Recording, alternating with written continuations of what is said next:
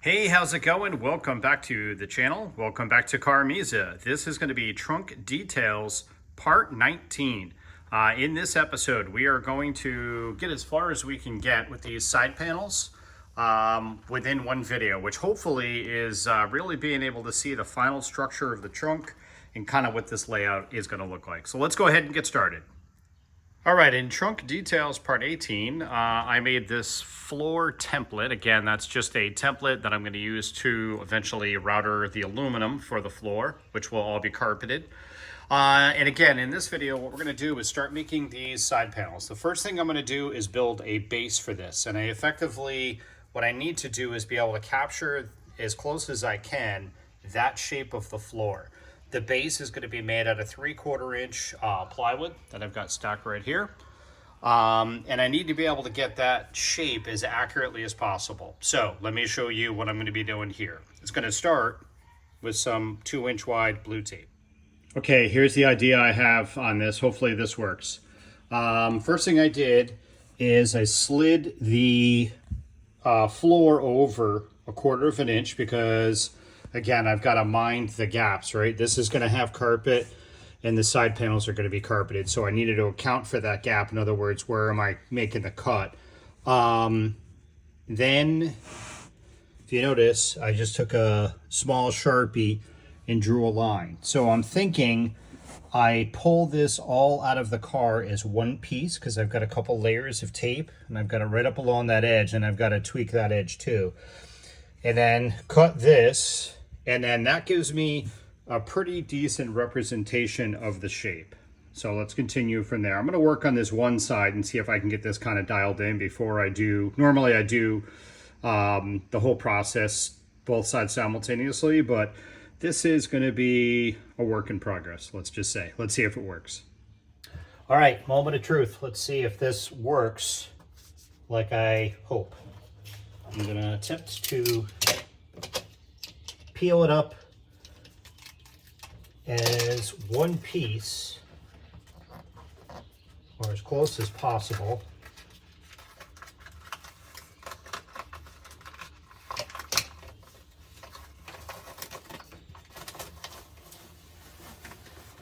And again, this, I know it's not going to be perfect and I'll cut it oversize and then I'm going to just come back and forth and work on fitting it.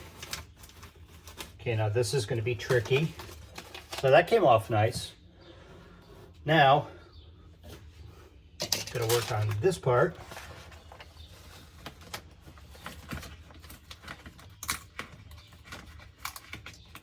Luckily, this tape kind of sucks, so it's not super sticky.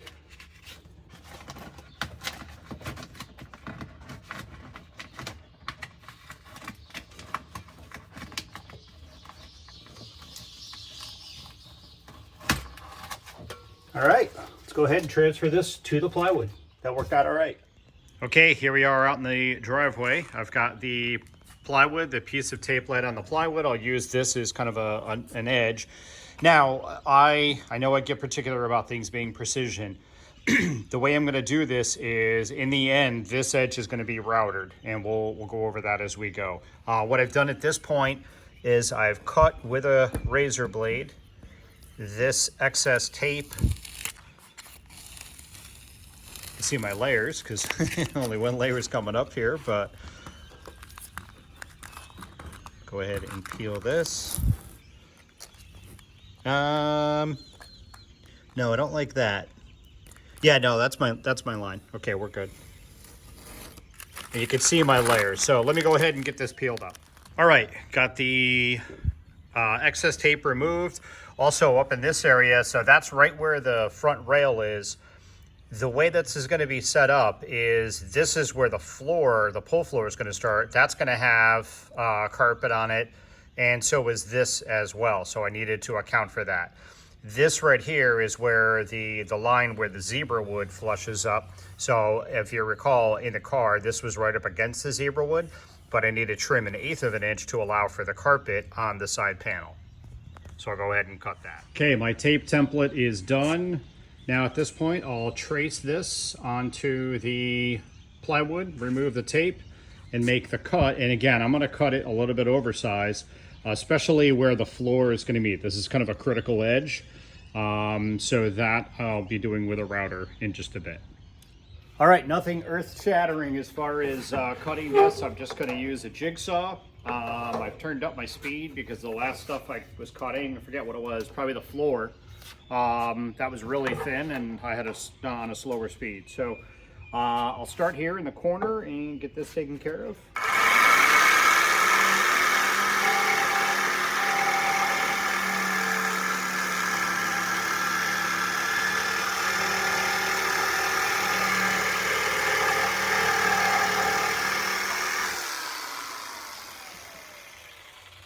All right, because of the shape of this thing, it's a little bit weird to cut it.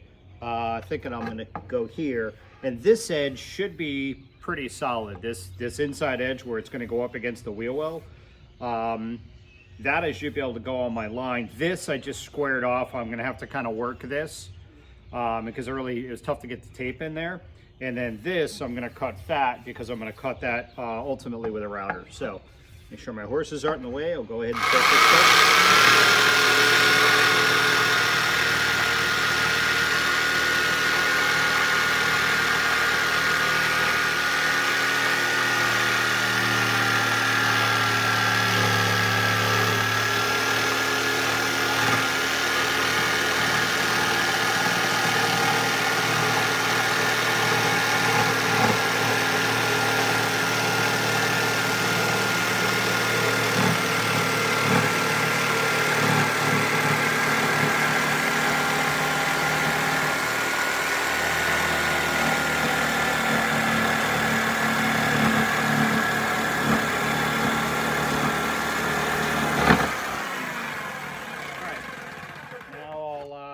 Continue the rest of this and get this cut. Let's see what it looks like.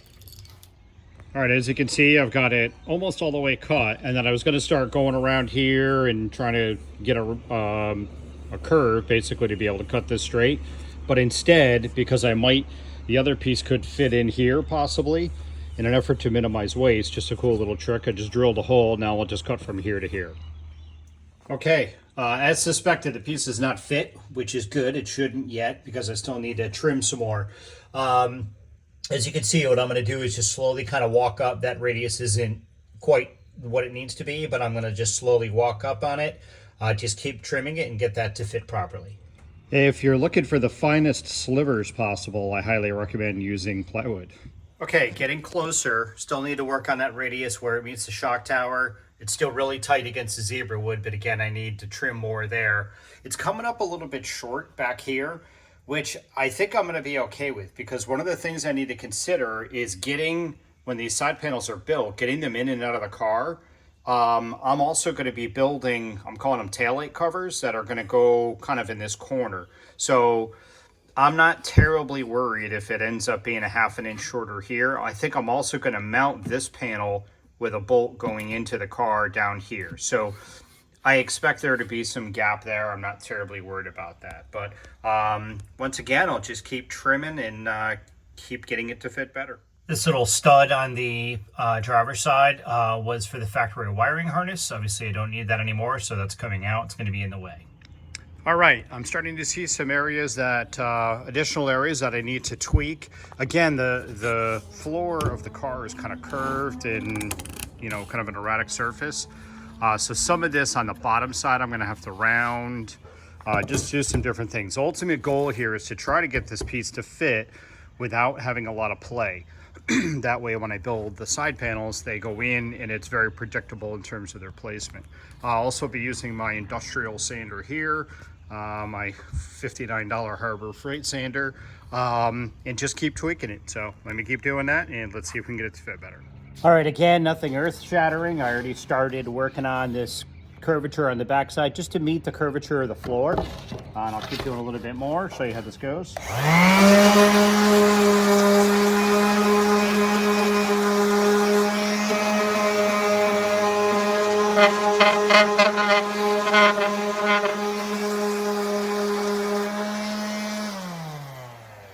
using a palm sander with 40 grit, which is very aggressive, but good for knocking down large amounts of material. And this stuff, this plywood is like, feels like balsa wood. It's super, super light. I'm not worried about it being wood. Again, it's gonna be basically completely covered in fiberglass resin when I'm done. See if I can do this with one hand. Here's how I'm kind of identifying where I need to trim. So now it's kind of sitting in here pretty good. We're getting closer. But if my high point is right here. If you watch as I rock it back and forth, much more obvious when I'm doing, you know, one hand on each end, but I can tell the underside of here is where it's high. And again, looking at it, you know, you can see there's curvature there. So that's just all I'm doing. It's just slowly working it like that. All right. We're good, I think, as far as the fitment of the piece itself. No more rocking, nice and solid. Notice what I did here too. I took, this gap needs to be 1/4 of an inch, because again, this and this will be carpeted 1/8 inch a piece. That line allows me to line these back up and kind of replicate that positioning that way. And it looks good. Again, it's a little thin back here, but I might even square this off. It's a work in progress because, again, I think this is going to come down. I'll probably have a couple inches extra here. And then let me show you the backside, kind of what it took. Again, I'm just emulating the curvature there and just kept on doing what I showed you earlier with the sanding. That's all there is. And that allowed the piece to go in flat. And then let me show you the floor. All right, if you notice, the plywood is right up against the zebra wood and parallel to it. That cut, again, is not perfect, which is okay because I'm going to put a straight edge on that and router off with a flush trim bit, 1/8 of an inch of material right up till this edge. And then from here, I'll be routering this, and I'll show you how I'll do that in just a bit. Let me show you the floor fitment next. Okay, so once again, I've got the floor in the correct position, which means sliding it this way 1/4 of an inch to basically allow for the gap. That's where it needs to be cut. I've got my 1/8 inch gap there. Now, if you look, the only thing that's important right now is that the birch plywood here, the plywood is not revealed, right? And you can see it's definitely not. That's why that cut didn't really matter. In just a bit, I'm going to take a spiral cut flush trim bit, attach a piece of wood to this, and make an inverse of this curve. And then I'm going to attach that to the plywood, flush trim it, and we'll end up with exactly the same curve here, and we'll have our 1/4 inch gap. So let's go ahead and continue. Let me do that straight cut first up in that area. All right, so when I go to router this 1/8 inch area, I need to stop right here. So I've gone ahead and marked that, put a straight edge against here, laid it over here, drew my pencil mark, did the same thing here, obviously with that aligned. So now I'm ready to go ahead and trim the 1/8 inch off that section. All right, got my router set up for flush trim, and there's my line. So I'm basically just gonna work it like that. I'll kind of sneak up on it and then pull it away. And then I'll do my other cut there in just a bit. All right, here we go.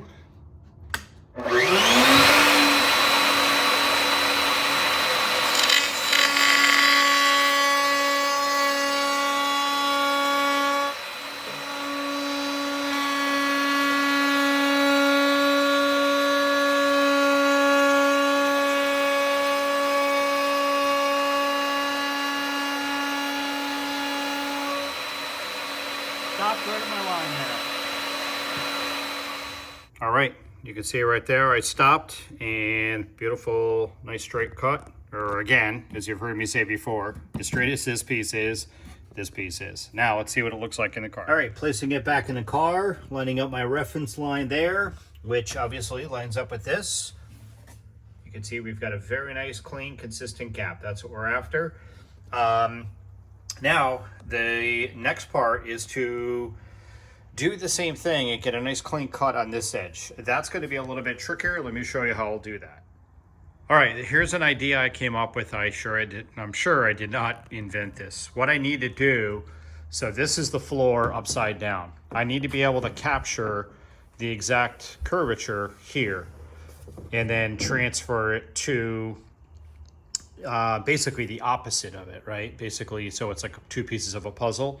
and then take this piece, transfer it to the side piece I made and router it. So what I'm gonna do is router all the way through this with a 1/2 inch bit. And in theory, that should give me, it should be able to take those two pieces, fit them together. So then I'll take the offcut, what would otherwise be my scrap normally, and I'll use this as my jig to router the plate that I just built. So let's give it a shot. All right, here we go. We're in the hole. I don't like routering pieces this big, for the record, but is what it is.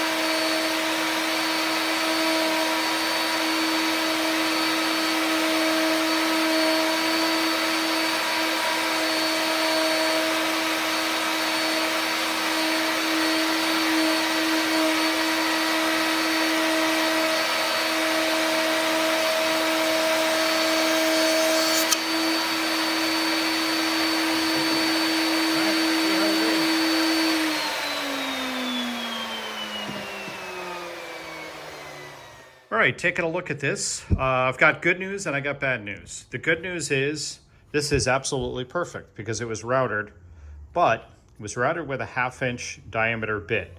Therefore, and there's going to be a gap, but to give you an idea, the larger the bit, the bigger the difference in these pieces, right? So I only need a 1/4 inch gap, which is the thickness of this wood. So there is, let me just kind of get this positioned. It's off by a slight amount, which gets much worse down here. See this? This is probably 3/8 all the way down here. This is about where this is going to end. So it's acceptable. I can do it. It's not perfect, but I'm okay with it. It's therapeutic. I'll roll with it. It's going to be carpet against carpet, so you'll never ever see this. What I should have done, what I tried to do, was use a 1/4 inch flush trim bit. I actually bought a spiral bit. It arrived today. I said, all right, cool, this is going to be perfect, because if I use a 1/4 inch bit, then these would be exactly parallel, right? Especially with the curve. But I can't find the 1/4 inch collet for my router. I looked all over the place. Some of my tools are in really good shape and well organized, but others, like where that shelf is where I keep my routers and all that stuff. And you can see it's just a big mess. So I cannot find it for the life of me. I'm good with this. This is good. I think it's going to be a heck of a lot better than if I didn't router it. It's totally fine. I can get past this. I can live with it. So, all right. So now that we've got this, we're going to figure out the placement of this piece, attach this to our base, our plywood base, flush trim the edge, and then that should get that base ready to go. Let's give it a shot. All right. This is looking pretty good. Let me show you what I got going on here. So I've got that piece of aluminum, which is 1/8 of an inch, just to make sure I've got that gap correct. I've got this piece, which is 1/8 of an inch. And if you remember, I'm going to have a gap back here. I've got the back panel out for now, but that's not critical as long as this is up against there. Now what I've done, and I'm back to having this centered. You can see where it's lined up. Now I've got, I placed my 1/4 inch piece of stock in there, and I've got a 1/4 inch gap. So I'm good with that. I like that. Again, when we get down here, it starts getting a little crazy, but right where that pencil line is roughly where it's going to be trimmed. So again, totally acceptable. So now what I can do is pull this whole maze apart, pull this piece out. Now I'll probably rough cut this a little bit more with the jigsaw. And then be able to flush trim router that, and that edge will be good to go. Okay, I went ahead and just used a jigsaw and very carefully cut a bunch of the surplus, so I've got about 1/8 to 1/4 or less. Now I'll go ahead and get this routed. And again, I gotta be really careful when I step it up to this edge. Probably tweak this little area by hand. So let me go ahead and get this going.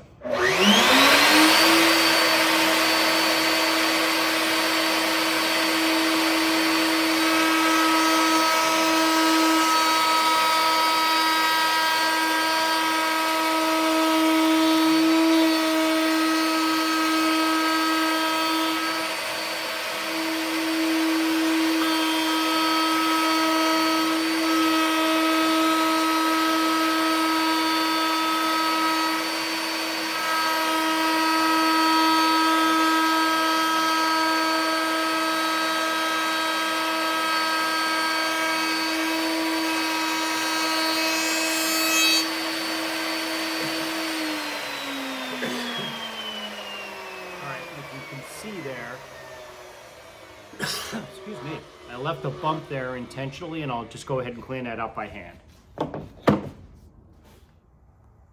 Very happy.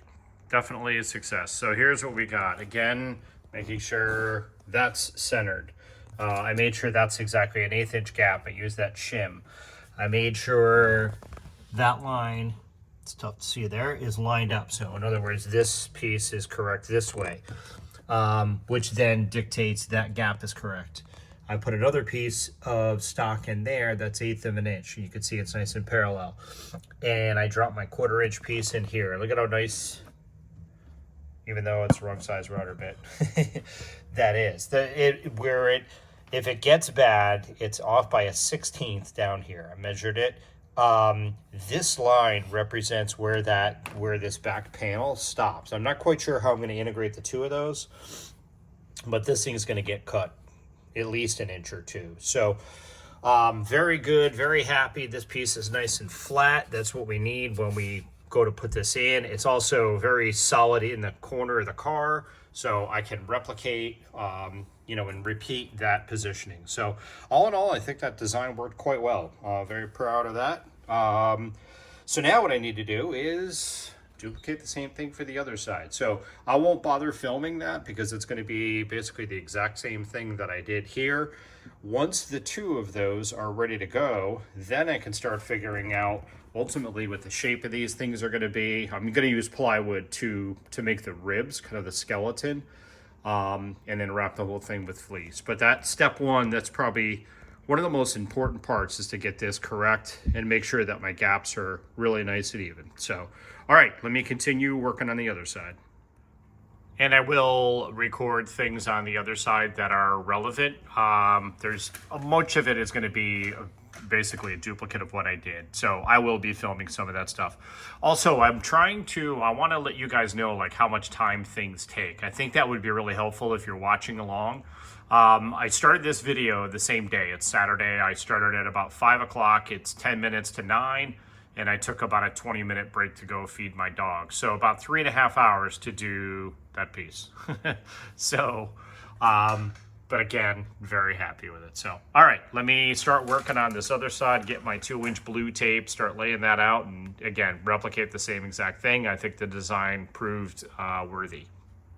All right, if you remember when I did the tip on the driver's side, I kind of had to play around with this and spend a bunch of time shaping it. So now what I'll do is use the wood as my template, and I just cut the tape flush. Now I can put the tape in the floor. Passenger floor taped up, got my line, good to go there. Now I'll go ahead and remove the floor and get this ready to cut. Passenger side rough cut. Now I'll just keep doing that same tweaking to get it to fit in properly. Passenger side's coming along nicely, very nicely. I've got it fitting really nice up there. It's nice and solid and square in the car. Now I'm going to go ahead and router again with a flush trim bit. This edge, I'll sneak that back 1/8 of an inch, get my straight edge, and then I should be able to take this piece and just simply flip it over and be able to make this cut. But let's check it and make sure. Okay, on the passenger side, I routed that edge right there straight with the straight edge. Now I've got all my shims in place. I've got my center line, and I have this piece, my template, my jig basically, double side taped, pressed down, and now I should be good. Now I can pull this out, do my flush trim bit cut there, and we should be good. Let's see what it looks like. I like it. All right. Came out really good, guys. Those bases are done. So again, if you look, I had a 1/4 of an inch gap there between the shock tower and the base, and then I had to have an 1/8 inch there. Notice also, I don't think I showed this earlier, where it kind of curves out, because this is going to be a 1/4, because this and this will be upholstered. This is just in this plywood, the double-sided tape pulled it up, but check out the gaps. Everything looks really nice. The panels, these pieces have a little bit of play in them, which that's okay, because the next thing I'm going to do is build the kind of the skeleton of it. And once it goes in there, it's not going to move. That's what's important. So not terribly worried about that, but really, really happy with it. Again, see, I got an 1/8 inch there, now down to a 1/4 here. So I'm not going to finish this video just yet. I'm going to, I got done in one day. So it is still Saturday. I started at 5 o'clock. It's 10:30-ish. And I probably took a total of a 30-minute break, just doing stuff around the house, feeding the dogs or whatever. But check out the curve. Now you can really see where this is coming together. The big emphasis now is to make these side panels symmetrical. See how different the shock towers are, or the wheel wells? It's because of the fuel door is on this side on the car, and it's got a kind of a tunnel for that to go. So again, what I'm gonna do is make the side panels as tight to the car as possible, but also symmetrical. So tomorrow, Sunday, I'm gonna start kind of mapping out the way I'm gonna do that. And I'll probably use 1/2 inch wide pieces of aluminum flat bar, just to kind of bend, to, kind of lay them in there, just to give myself an idea as to how it's gonna look. I've also got to figure out where they're going to go up to. Are they going to go up flush with this edge? Are they going to go way up here and kind of come down? So that's the stuff I'm going to kind of play around with tomorrow. But the bases, I'm super happy with that. To get all this done in one day, I think was solid. So, all right, I'll see you tomorrow, and we'll keep the video going then. All right, it's a few days later. I've given this more consideration, and usually with something like this, I get kind of an idea that'll pop in my head, and I'll say, okay, cool, I got it. That's been the case with all this stuff, right? So far with these side panels, there's several criteria I have, but nothing is really kind of fallen out of the sky and basically just been like, aha, cool, I've got it. The other thing I've got coming up is today is Tuesday evening, and this Saturday, you may have seen posts that I put up on Facebook. This Saturday, there are some people coming over the house who are going to be attending the Master Tech Expo here in Mesa, Arizona, that Brian Schmidt is putting on. And so I'm going to get the car. I was thinking about it. I want people to check it out that are interested in coming over, but I also want to get the car as together as I can to show people. So what I'm going to do in this video is I'm going to put everything back into the trunk that I had in there previously. So the Milberts, and I'm actually going to assemble the Milberts, just kind of bolt them back together, put the boards in the chassis, the transformers, all that kind of stuff, all the tubes, all of that. I'll put everything in for the hanging rack, the 2 Zapcos, the spacers, the 2 changers, and the P1 and X1, and then the capacitors, the power inverter, even the 845 display tube. And then I'm going to put a cleaner woofer up front and basically just mount that. Again, I just want to have the car prepared for anybody that's going to be coming over. If you are watching this and you're going to be in the area, again, you're certainly welcome to come over. It's going to be this Saturday, anytime after 5 p.m. I think Earl's going to be here between 5 and 5:30, so he'll be here if you haven't met him and you want to meet him and talk, legendary car audio. that would be the time to do it. So with that, let me go ahead and start installing the parts in the trunk. There's quite a bit that goes in, and it's going to take me several hours likely, but I'll document anything with video here that's of substance, and then when I get to all of it being installed, I'll take a kind of a walk around video, which will be exciting because that'll be the first time I and you are going to be able to see what this thing's really going to start looking like, even though we still have a lot more to go. So with that, let me go ahead and I'm going to start putting the Moberts back together. If you've been watching the channel, you know that I've had this picture taped to the car for quite a while, ever since I've been working on the trunk. This is the original setup that Earl had in the trunk, and this is my main inspiration. I look at this every time I get in and out of the trunk and say, gosh, I'm getting old for this, but this is what keeps me going. I want this look. I wanted, you know, basically this whole setup. So this is what I'm after. And here's where I'm at so far today. Still a lot to do. Everything is pretty raw, but you can see I've got kind of the main theme going on. So there is the trunk as together as it's ever been. But again, still a lot of work to go. So we got the one Zapco, we got the Sonys hanging off, the changers and the X1 and the P1. And the Milberts, I did put those back together. I put the boards in. Everything's just kind of, and I didn't wire up the circuit boards or anything like that, but I've got basically everything in there. I even mounted the gold plates back on the transformers. I've got the 845 sitting there, and of course on top of the zebra wood. So this has really been kind of a boost for me to be able to see it this far. I've been looking at, you know, these individual panels and things like that. So it's pretty cool. I got this completed last night. I stepped back and I just said, whoa, cool. This is headed in the right direction. So hopefully you all think so. And again, if you're going to be out in the Mesa area for the expo this week coming up, DM me on Facebook, get a hold of me, and I'd be happy to have you come over Saturday evening. Look for more video, more content coming soon. We do have some friends coming in from out of town the following week after the expo. But I really plan on getting much deeper into CarMiZa. We'll get these side panels completed. And at that point, once the side panels are complete, then it's going to be just a matter of going through, it's still a lot of work, but I'm going to basically go through the Zapcos, get all those finalized, get those painted, work on getting all this stuff gold plated. We got to finish off the wood, figure out the stain and the poly, build the floor now that I've got the template made, so on and so forth. So again, still a lot of work to do in the trunk, but I am really happy with the results so far, and hopefully you guys are as well. Thank you very much for watching. Please like, subscribe, tell your friends, and I will see you in the next video. Thanks again. Talk to you soon.